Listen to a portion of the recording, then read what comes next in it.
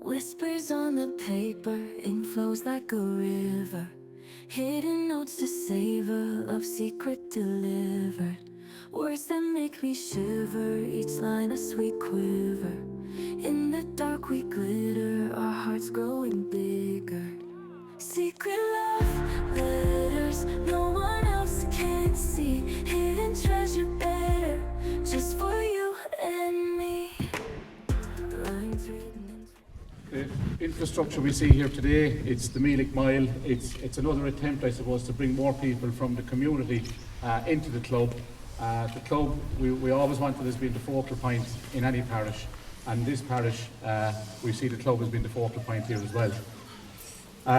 The project here itself, the Meelick Mile, was the brainchild of two particular gentlemen.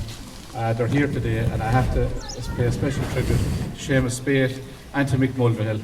Not only was it their vision and their foresight, but they went ahead and pursued the grants that were needed for it.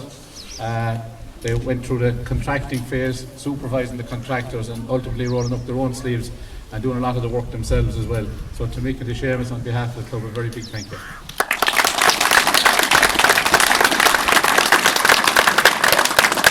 So just to give you a further insight into what was involved in it, I'll ask Mick to say a few words, because he was the man who was an integral part of it all. Thanks very much, Conor. I'm not as good now at speaking as Conor. I haven't done public speaking since '87, I think, we got married, but if I look at it, give the road.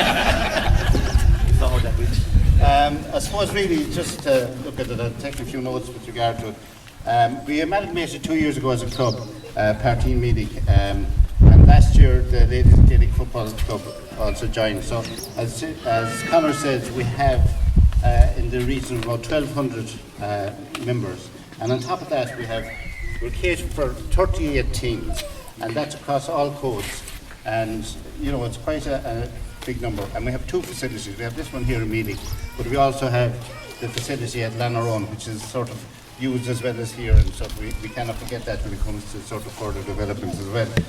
I suppose at the moment we are having some success. On the cultural level, we are the Clare Score Club of the Year. Then on top of that, our Camogie team last year won the Junior B and won the league final in Junior A this year. The minor Camogie are doing well. The minor footballers won the Division 3 last year, and we are doing well overall. Junior football and intermediate hurling are winning as well. So in fairness, the club as a whole are doing well. I suppose really looking back on the history of this, the land out at the back here was purchased in 2013, and I suppose the following year in 2014, in cooperation with the National Heritage Council, the permission was sort of sought for the boundary fence to be put down and a pathway to be put around the boundary fence. And that was a gravel pathway for most of the way around, but there's some grass area as well, as you'll see as you go around it. And I suppose one thing I have to mention is the pathway, and this facility in particular, was invaluable during the COVID pandemic. It gave people an opportunity when travel restrictions were in place to come down here. They had their own little bit of sanctuary here.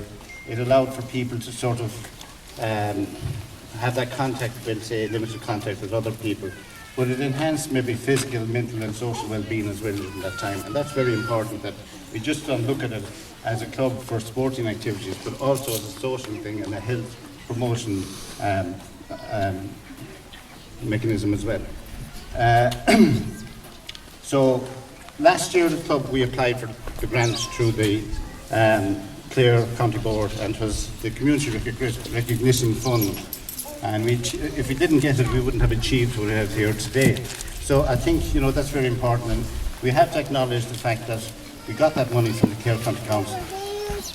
We're very thankful of that money, and I think, you know, it sort of enhances our whole facility here, but it also sort of shows that our public representatives care for the people that are here on the ground and sort of look after the community as a whole. The facility is accessible, we'll say, from about 8 a.m. each morning until around 8 p.m. at night. And that is thanks to Pat Howard, who opens the gate here every morning. Everyone is welcome. It belongs to us all. It belongs to everyone here. And I think that's what we need to do. We need to mind the thing as well, because we can't just sort of leave it to one or two people. It's everyone's responsibility. If there's a bottle on the ground, pick it up. If there's sort of a branch of a tree, let us know, or whatever, we can remove and make things safe for everyone. I suppose we have plans for the club, and as it continues to develop and grow, we would intend to sort of put additional playing fields outside, out in the far field, and I think that's sort of very important as well, like that we cater for the growing numbers they have here. Car parking facilities, surface upgrading around the stand and clubhouse will also be necessary, so we're going to be looking at that as well as we go down the line. And further development will mean that we need further funding for it, so it's important that we acknowledge that.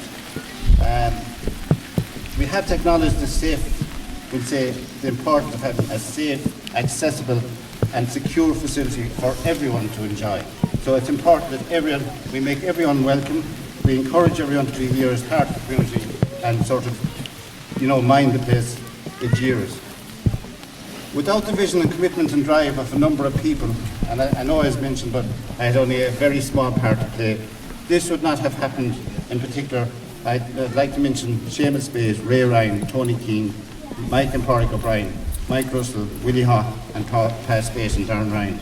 And sadly, some of these people are no longer with us, but it's important that we acknowledge their contribution. And as a club, we will be there to do more work. We continue to work, enhance the facilities, and try and get them to the optimum level. So I think that's very important that we sort of continue with that. And again, I have no more to say, and it's just that thanks very much to everyone, and hopefully you can enjoy the facilities going forward. And thanks, Conor. Also to bless the new facility.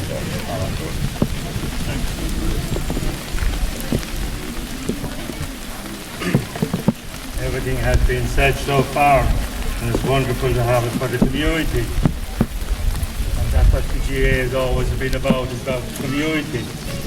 And for your health as well, as health of mind and body as well, physical health and mental health, which is very important these days.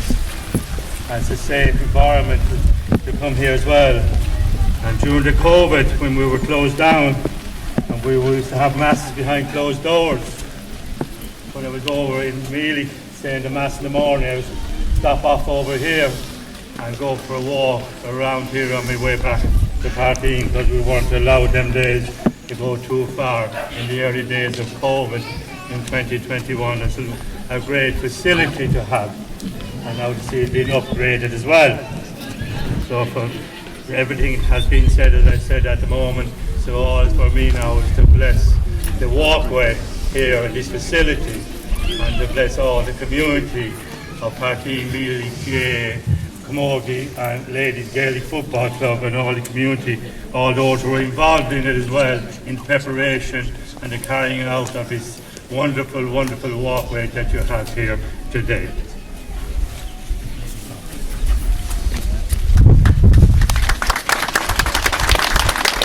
I'd like to call on the Mayor of County Clare, Councillor Alan O'Callaghan. Thank you very much, and I won't delay you too long. I suppose there's really nothing I can do about the weather, so unfortunately. But I suppose it's a great occasion to be here this morning, and delighted as Mayor of Clare to be here to officially opening this this new walkway. I suppose, Conor, it's class to say it is the Meelick Mile. There's kind of a bit of a ring to it, isn't there? I suppose to everyone involved within the committee to bring this to fruition. I suppose to Clare County Council, I suppose, to be able to, I suppose, push funding or be able to get grants in place to be able to facilitate this kind of walkway. And I think Conor's Fair it can be used by everyone. Absolutely. As far as I hope to see it now in a few minutes. I could do with getting a few steps in this morning myself. I'd like to welcome my colleagues within Clare County Council and TD Cllr all here, and all everyone, I suppose, from the whole parish, from Partine and Meelick.